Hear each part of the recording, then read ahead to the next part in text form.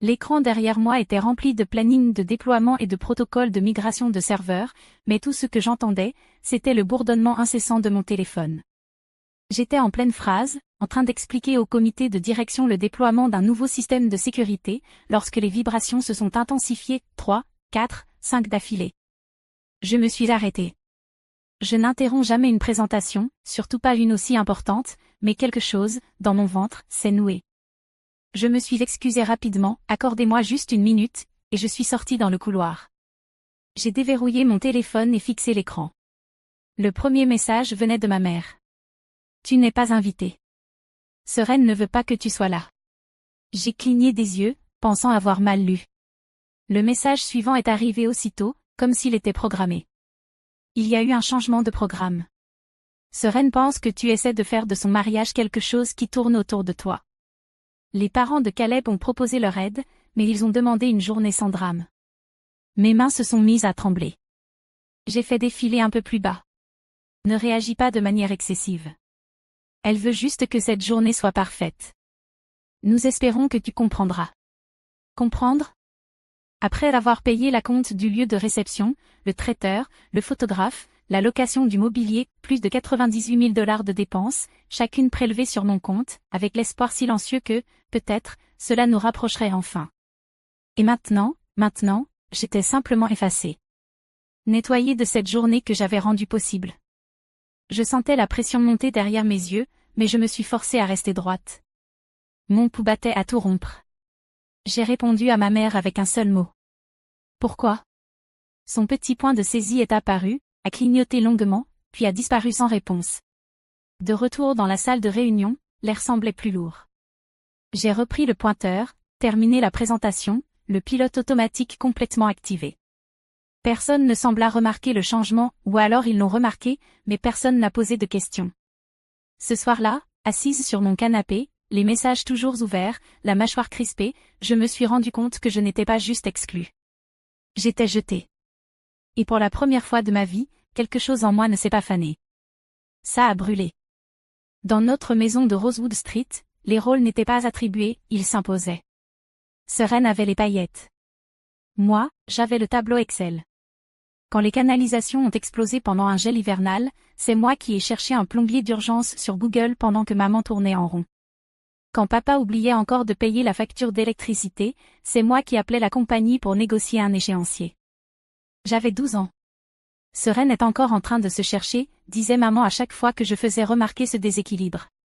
Toi, tu as toujours su quoi faire. Alors j'ai commencé à porter la compétence comme une armure, même quand elle me blessait. Seren a traversé l'école portée par des prolongations de dernière minute et son charme naturel. Moi, je restais éveillée toute la nuit à réécrire mes dissertations, à coder mes cahiers avec des couleurs, à construire des systèmes là où il n'y en avait pas. Elle virevoltait aux entraînements de Pom-Pom Girls, moi, je participais aux foires scientifiques et je remplissais seul mes dossiers de bourses universitaires. Quand j'ai obtenu le titre de major de promo, personne n'a été surpris, juste soulagé que je ne les ai pas déçus. Je suis partie faire mes études à Seattle avec 2 sacs de sport et la promesse silencieuse que je ne dépendrais plus jamais de personne, comme eux avaient dépendu de moi. 4 ans plus tard, j'ai traversé la Seine avec la mention summa cum laude, déjà un contrat en main. J'ai travaillé tard, économisé agressivement, vécu dans un studio au mur en papier pendant que d'autres ouvraient le champagne avec leur premier salaire. Quand notre start-up a été rachetée, je me suis réveillée millionnaire, sans annonce, sans voiture de luxe, juste un solde bancaire et le premier souffle de liberté que j'avais connu. C'est à ce moment-là que les appels ont commencé. La voiture de papa était à remplacer. Les heures de travail de maman avaient été réduites. Le bail de Seren s'était mal terminé. J'ai aidé à chaque fois, pas parce qu'on me le demandait, mais parce que j'avais été entraînée à anticiper la demande avant même qu'elle n'arrive. Alors, quand Seren s'est fiancée, aider pour le mariage semblait être une autre évidence tacite. Tout a commencé par un appel à minuit. Sa voix était haletante, électrisée. Talia, il m'a demandé en mariage. Sur un bateau au coucher du soleil, c'était parfait. J'étais ensommeillée mais heureuse pour elle. On aurait dit qu'elle sortait tout droit de ces tableaux Pinterest qu'elle faisait défiler au lycée. Elle m'a dit qu'elle voulait un petit mariage intime, charmant. Puis elle a mentionné le Griffin Estate, un domaine que je savais commencer à 50 000 $ juste pour la location de base. Ne t'inquiète pas, s'est-elle empressée d'ajouter. Les parents de Caleb envisagent d'aider, et je sais que maman et papa ne peuvent pas faire grand-chose, mais on trouvera une solution. Peut-être que tu pourrais juste aider avec quelques petites choses? J'ai dit oui sans poser de questions. Je disais toujours oui. 2 semaines plus tard, elle a glissé un tableau Excel devant moi pendant un brunch. C'était coloré et terrifiant. Le budget total, 120 000 $. Apparemment, les « petites choses » comprenaient l'acompte du domaine, le photographe, le traiteur et une douzaine d'autres postes essentiels. On attend juste de savoir si les parents de Caleb vont confirmer, dit-elle, les yeux remplis de cette douceur maîtrisée qui ressemblait tant à de l'impuissance. Ils ne sont pas encore totalement convaincus. Quand j'ai réalisé que « on trouvera une solution » signifiait en réalité « tu trouveras la solution », j'avais déjà transféré l'acompte du Griffin Estate et payé la première facture du traiteur. Les appels n'ont cessé d'arriver. Le fleuriste avait besoin d'un acompte urgent. La robe de créateur qu'elle aimait allait être retirée de la collection. Le groupe préféré de Caleb avait soudainement une date disponible, mais il fallait agir vite. Chaque fois, ça sonnait comme une urgence. Chaque fois, ça sonnait comme si moi seul pouvais sauver la journée. Je faisais des tableaux Excel, je suivais chaque reçu, me convainquant que, une fois le mariage terminé, je pourrais enfin respirer, qu'il se souviendrait que c'est moi qui avais rendu tout cela possible. Mais quelque part entre la 3e facture et la 5e demande urgente sur Venmo, je n'étais plus une sœur, j'étais devenue une partenaire silencieuse, celle qui n'apparaît jamais sur les photos, mais qui paie toujours l'addition. Et quand j'ai finalement demandé ce que la famille de Caleb comptait contribuer, Seren a hésité. Ils ne savent pas encore. Ils ont dit peut-être plus tard. C'est juste une période stressante. Apparemment, ce n'était pas assez stressant pour qu'ils annulent le week-end spa qu'ils avaient réservé pour l'enterrement de vie de jeune fille. Ça a commencé petit, un groupe WhatsApp où je n'étais pas ajoutée, un rendez-vous avec le fleuriste programmé pendant ma réunion trimestrielle, une dégustation de gâteaux que j'ai découverte via une story Instagram de Seren. Chaque fois que je demandais, elle avait une excuse. Je ne pensais pas que tu serais libre. Je me suis dit que maman pouvait y aller à la place. Je voulais te prévenir, mais c'était vraiment à la dernière minute. Je voulais la croire. Je me disais qu'elle était juste débordée. Mais au fil des semaines, le schéma est devenu évident. Je finançais des décisions auxquelles je n'avais même pas été invitée. Et pourtant, je continuais de me rendre disponible, décalant mes réunions, prenant des trains plus tôt, essayant de me réintégrer dans un processus qui avait discrètement avancé sans moi. Un après-midi, je suis passée déposer des contrats imprimés dans un hôtel-boutique près de l'appartement de Seren, comme elle me l'avait demandé. En entrant dans le café, j'ai commandé un café et je l'ai aperçue, 2 tables plus loin, en pleine conversation avec sa demoiselle d'honneur, Kendra. Je me suis figée en entendant mon prénom. Elle est tellement contrôlante, disait Seren, sans même baisser la voix. Juste parce qu'elle paie, ça ne veut pas dire que c'est son mariage. Kendra a pris une gorgée de son latte. Ouais, mais au moins tu ne finis pas endettée, non? Seren a ri doucement. Franchement, c'est un petit prix à payer pour ses tableaux Excel et ses remarques passives-agressives. J'aimerais juste qu'elle envoie l'argent et qu'elle nous laisse tranquilles. Je me suis reculée avant qu'elle ne me voie, les mains tremblantes. Ce soir-là, je suis restée devant ce budget coloré que j'avais passé des heures à organiser, me demandant soudain pour qui je l'avais fait. Tout ce temps, je pensais aider, soutenir, être la sœur présente. Mais il s'avérait que être présente était le problème. Et la semaine suivante, c'est devenu encore pire. Le message est arrivé pendant notre réunion du lundi matin, perdu entre les notifications Slack et les alertes de déploiement de code. Une cousine du côté de Caleb, à peine une connaissance pour moi, m'a envoyé. Hey, désolée d'apprendre que tu ne viens pas. J'espère que tu vas mieux. Je l'ai lu, perplexe. Puis un deuxième. Seren a dit que tu faisais des crises. Je ne savais pas que c'était si grave. Mes mains sont devenues glacées. Des crises? J'ai appelé ma mère pendant ma pause. Elle a décroché au 3e appel, sa voix déjà tendue. Talia, j'allais justement t'appeler ce soir. Qu'est-ce qu'elle leur a raconté, ai-je demandé. Silence. Elle a juste dit que tu étais un peu dépassée ces derniers temps. Que peut-être le stress te faisait agir un peu, différemment. Dépassée. C'est comme ça qu'on appelle ça maintenant, ai-je répondu, la voix froide. Donc au lieu d'admettre que j'ai payé 90% de son mariage en étant ignorée et insultée, elle a raconté à la famille de Caleb que je suis mentalement instable? Elle ne voulait pas dire ça comme ça. Elle est sous tellement de pression, Talia, a dit ma mère tout bas, comme si ça excusait tout. Les parents de Caleb commencent enfin à accepter le mariage. Elle a juste peur que quelque chose gâche tout. Quelque chose, comme moi. Silence. Long. Pesant. Je ne suis pas le problème, ai-je dit, plus pour moi que pour elle.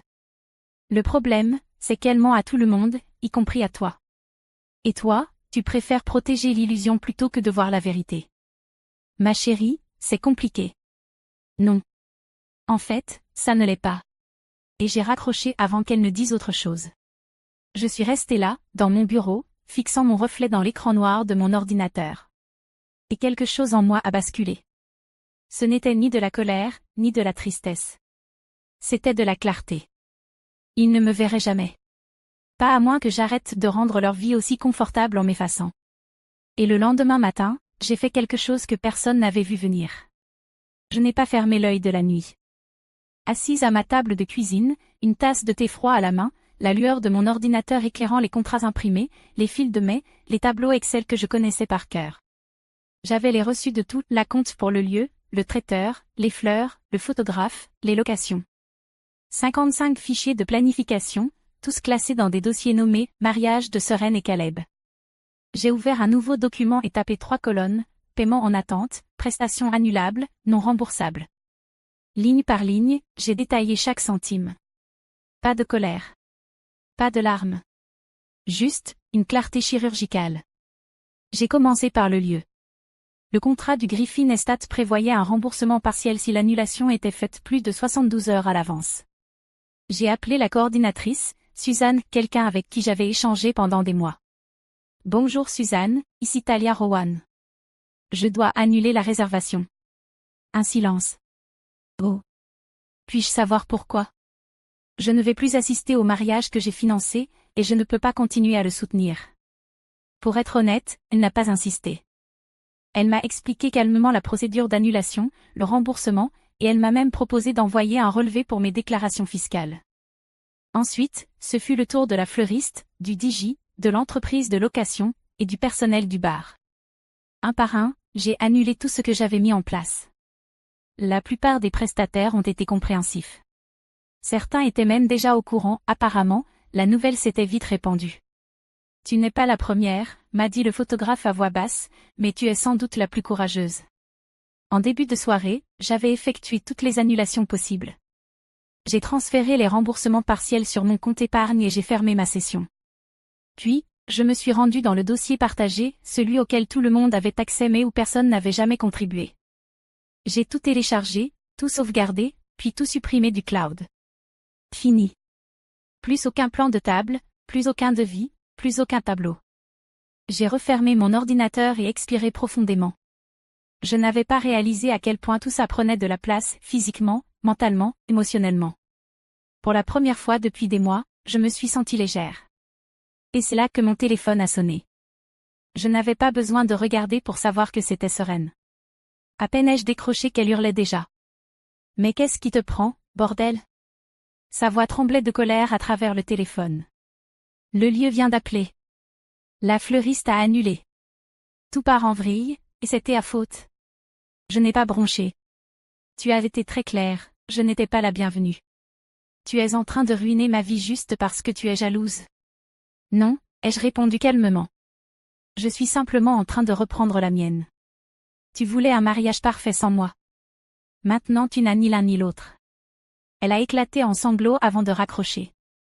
5 minutes plus tard, ma mère appelait. Je l'ai laissé tomber sur la messagerie. Ensuite, mon père, puis une avalanche de textos que je n'ai même pas pris la peine de lire. Je les ai tous bloqués, non pas par colère, mais par instinct de survie. J'ai ouvert mon navigateur et cherché des cabanes sur la côte de l'État de Washington. J'en ai trouvé une, nichée dans les arbres près d'une plage dont je me souvenais d'un road trip, des années plus tôt. Pas de Wi-Fi.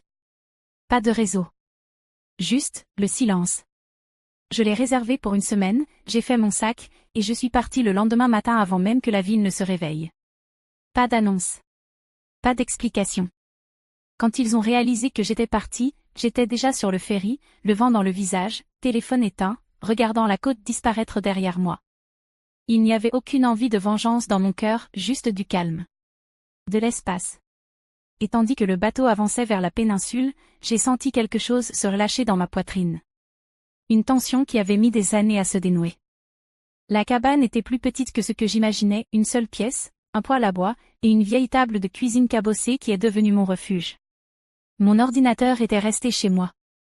Mon téléphone, éteint.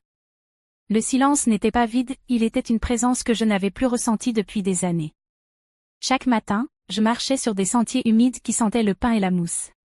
Dès le 2e jour, j'ai emporté un carnet, pas un carnet de travail ou de planification, non. Un carnet vierge, sans ligne, dans lequel j'ai écrit tout ce que je n'avais jamais dit à voix haute. J'ai écrit sur cet anniversaire que Sereine avait ignoré. Sur les nuits où je suis restée éveillée à corriger les impôts de papa. Sur ce Noël où j'avais payé tous les cadeaux sans que personne ne le remarque. Sur ce sentiment d'être utile, mais jamais précieuse. D'être attendue, mais jamais incluse. Au 5e jour, j'ai découvert une cascade au bout d'un sentier étroit. Je me suis assise à côté et j'ai déchiré chaque page de ce journal en bandes, les laissant tomber une à une dans le courant. C'était à la fois enfantin et sacré. En repartant de la péninsule, la douleur était toujours là. Mais elle avait changé, plus nette, plus définie. Elle m'appartenait désormais, à mes conditions. J'ai pris rendez-vous avec une thérapeute avant même de défaire ma valise. La docteure Kessler n'a pas demandé tout de suite de raconter mon histoire. Elle a simplement posé cette question. Qui êtes-vous, quand vous ne passez pas votre vie à réparer celle des autres? C'est la première question qui m'a fait pleurer. On a commencé doucement, les schémas, les limites, les mythes familiaux. J'y suis allée chaque semaine. J'ai arrêté de justifier ce que je ressentais. J'ai arrêté d'expliquer qui j'étais. Le chagrin n'est pas parti, mais il a arrêté de contrôler la pièce. Quand les fêtes sont arrivées, je ne suis pas retournée à Eugène. J'ai fait d'autres projets, les miens.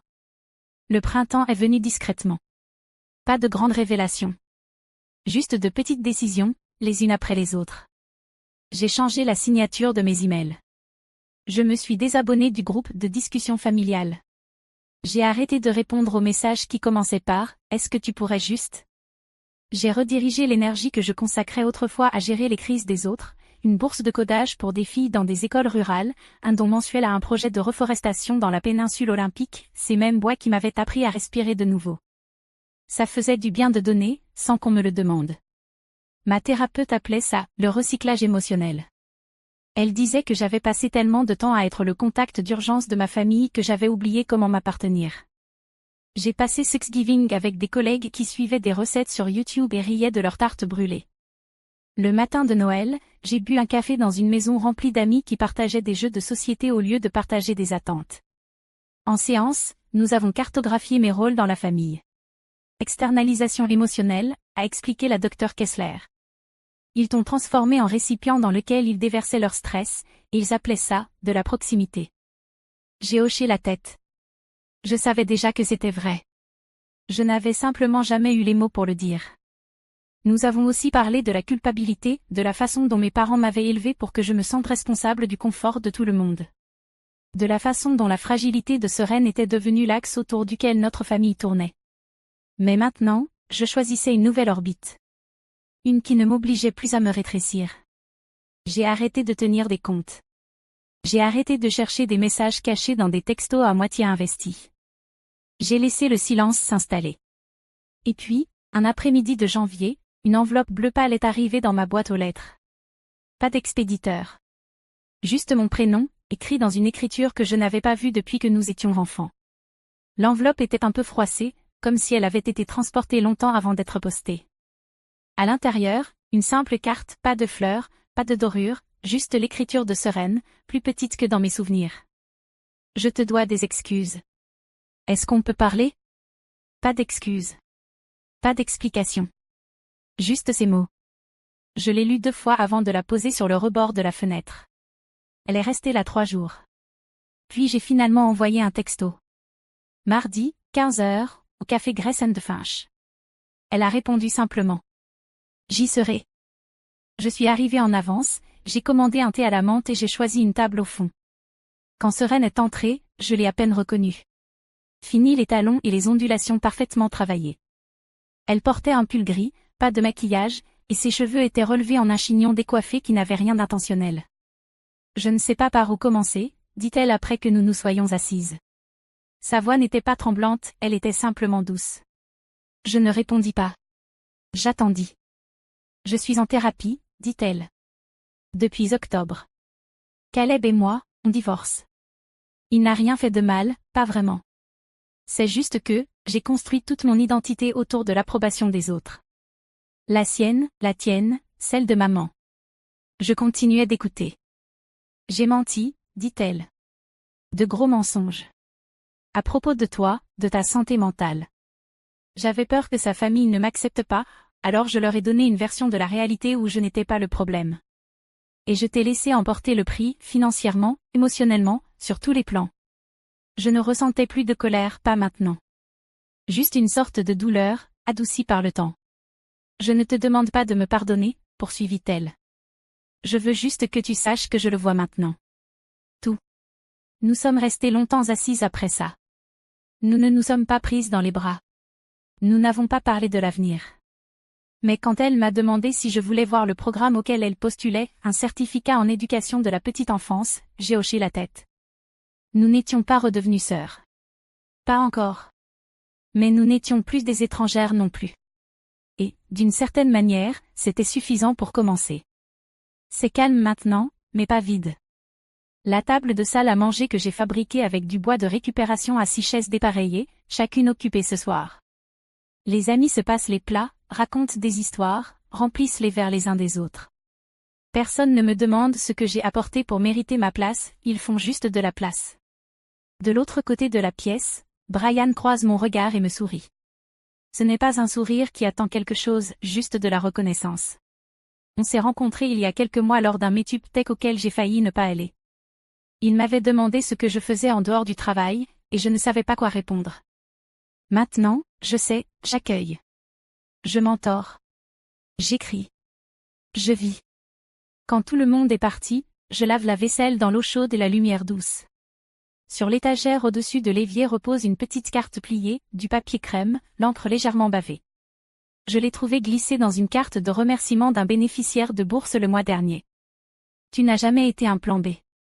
Tu as toujours été le modèle. Je passe doucement le doigt sur ces mots. Je les laisse s'imprégner. Pendant des années, j'ai cédé ma place à la table et j'ai appelé ça de l'amour. Aujourd'hui, je construis la mienne, et chaque place ici a été faite avec soin, pas avec des excuses.